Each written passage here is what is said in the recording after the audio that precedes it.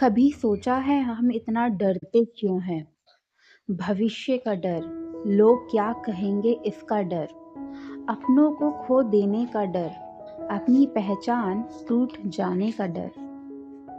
दोस्तों, मैं हूँ कोमल और आज इस न्यू एपिसोड 15 में हम समझने और देखने वाले हैं, जब समर्पण पूर्ण हो जाता है, तब डर कहाँ रह जाता है।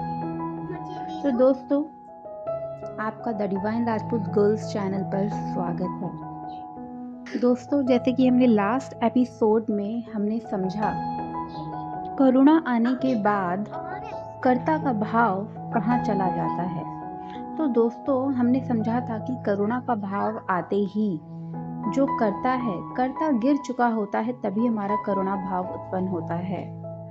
तो हम कर्ता के उस भ्रम को तोड़कर हम करुणा के भाव में प्रवेश कर गए थे।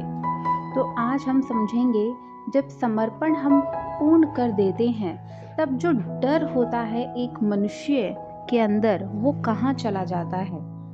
दोस्तों, गीता में कहा गया है, जो सच है वो कभी मरता नहीं। तो फिर डर किस बात का?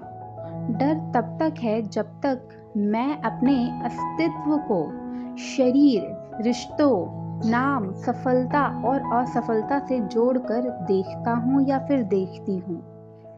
पर जब धीरे धीरे समझ आता है मैं करता नहीं, प्रकृति के गुण ही सब कुछ करते हैं, तब बोझ हल्का होने लगता है। तो दोस्तों, हम ये समझते ही आए हैं कि जब हम अपने शरीर को रिश्तों, नाम, सफलता, असफलता से जोड़कर देखते हैं, तो हम बंधते हैं बंधनों में, कर्मों में। और जब हम उस कर्ता के भाव को तोड़ देते हैं, तो हमें समझ आता है कि प्रकृति के गुण ही सब कुछ करते हैं। तो बोझ क्या है, हल्का होने लगता है। हमें समझ आता है कि हम कुछ नहीं करते। एक समय ऐसा आता है जब आदमी थक जाता है, नियंत्रण करते करते, हर चीज को संभालना, हर रिश्ता बचाना, हर गलती सुधारना। पर फिर कृष्णा मुस्कुराते हुए कहते हैं, सब छोड़कर मेरी शरण में आ जाओ। ये भगोड़ा बनना नहीं है, ये सबसे बड़ा साहस है। समर्पण का मतलब हार मानना नहीं, समर्पण का मतलब है अब मैं अकेली नहीं हूँ। जब तक मैं सोचती हूँ मुझे ही सब संभालना है, तब तक डर रहता है।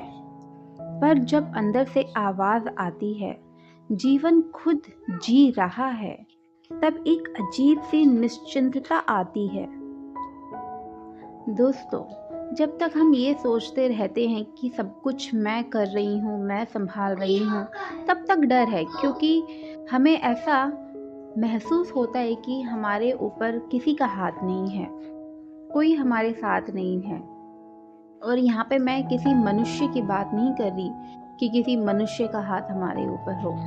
जो इस पूरे जगत के जगत जननी है, जगत पिता है, हमें उनका आशीर्वाद चाहिए, हमें उनका सानिध्य चाहिए, हमें उनका प्रेम चाहिए। तो ये तभी होगा जब हम अपने मैं को हम खत्म कर देंगे, उससे हम बाहर आ जाएंगे। और फिर जब हम इस मैं के भ्रांति से बाहर आते हैं, तब हमें समझ आता है कि हम जीवन को नहीं जीते, बल्कि जीवन खुद जी रहा होता है स्वयं को। तो दोस्तों, डर का जन्म मैं से होता है और समर्पण में मैं पिघल जाता है। फिर क्या बचता है? सिर्फ प्रवाह, सिर्फ विश्वास, सिर्फ एक गहरी शांति। उपनिषद कहते हैं, जब भय छूट जाता है तब अमृत का अनुभव होता है। मैंने महसूस किया है, जब मैं छोड़ देती हूँ तब चीजें अपने आप संभलने लगती हैं। जब मैं लड़ना बंद करती हूँ तब करुणा जन्म लेती है। जब मैं सब ठीक करने की कोशिश छोड़ देती हूँ, तब अंदर एक कोमल विश्वास जागता है। शायद इसी को कहते हैं श्रद्धा। तो दोस्तों, आज के इस एपिसोड 15 में क्या सार निकल कर आता है? डर तब तक है जब तक मैं जिंदा है। समर्पण में मैं पिघल जाता है, और जब मैं पिघल जाता है तब सिर्फ कृष्णा का सहारा रह जाता है। और जहाँ कृष्णा का सहारा है वहाँ भय कैसे टिक सकता है? आज अपने आप से पूछिए, क्या मैं अब भी सब कंट्रोल करना चाहती हूँ? ये सच में समर्पण करने का साहस क्या मैं रखती हूँ? क्योंकि शक्ति भी, भक्ति भी और अब अभिव्यक्ति भी। तो दोस्तों, आज का ये एपिसोड आपको कैसा लगा कमेंट में ज़रूर बताना, और लाइक शेयर सब्सक्राइब करना। अगर आपको समझ आता है, अगर आपको वो रोशनी दिख रही है, समझ आ रही है, तभी लाइक शेयर सब्सक्राइब कीजिए।